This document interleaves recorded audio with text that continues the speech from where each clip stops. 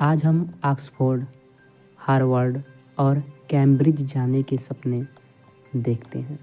लेकिन क्या आप जानते हैं कि जब यूरोप के लोग जंगलों में रह रहे थे, तब भारत में एक ऐसी यूनिवर्सिटी थी जहां चीन, जापान, कोरिया और तुर्की से लोग पढ़ने के लिए लाइन लगाते थे। एक ऐसी जगह जहां एडमिशन लेना आज के आईआईटी और यूपीएससी से भी 10 गुना मुश्किल था। एक ऐसी जगह जहां एक सिरफिरे आक्रमणकारी ने सिर्फ अपनी जलन के कारण आग लगा दी और वो आग 3 महीने तक जलती रही। जी हाँ, 3 महीने तक। सोचिए, कितना ज्ञान, कितनी किताबें, कितना इतिहास जलकर राख हो गया। नमस्कार दोस्तों, मैं हूं विवेक और विवेक स्टडी पॉइंट पर आज हम उस राख को हटाकर अपने गौरव को देखेंगे। आज कहानी नालंदा विश्वविद्यालय की। दोस्तों, कहानी की शुरुआत होती है 5वीं शताब्दी में, गुप्त वंश के समय। कल्पना कीजिए, बिहार के राजगीर की, जहां 10 किलोमीटर के दायरे में फैला हुआ एक विशाल कैंपस था। यह दुनिया का पहला रेसिडेंशियल यूनिवर्सिटी था।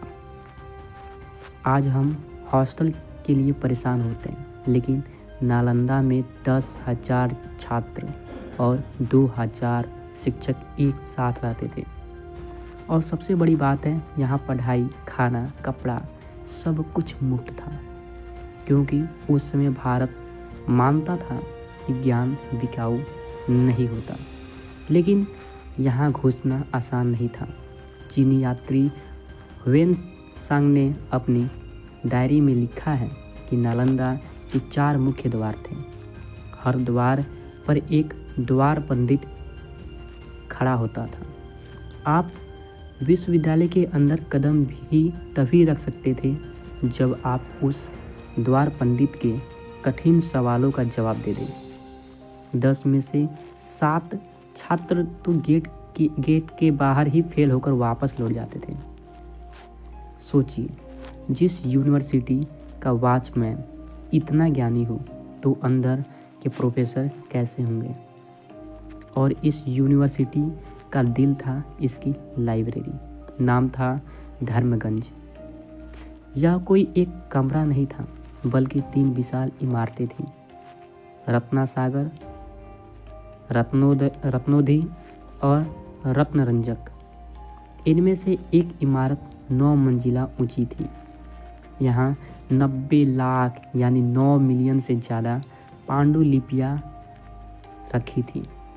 गणित, खगोल विज्ञान, चिकित्सा, तर्कशास्त्र, दुनिया का हर ज्ञान यहाँ मौजूद था। जब यहाँ का छात्र निकलता था तो पूरी दुनिया उसे झुककर सलाम करती थी।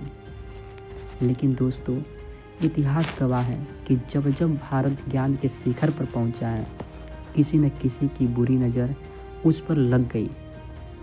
साल था 1193 ईस्वी। एक तुर्की आक्रमणकारी भारत आया। नाम था बख्तियार खिलजी। कहानी बड़ी दिलचस्प और दर्दनाक है। कहते हैं खिलजी एक बार बहुत बीमार पड़ गया।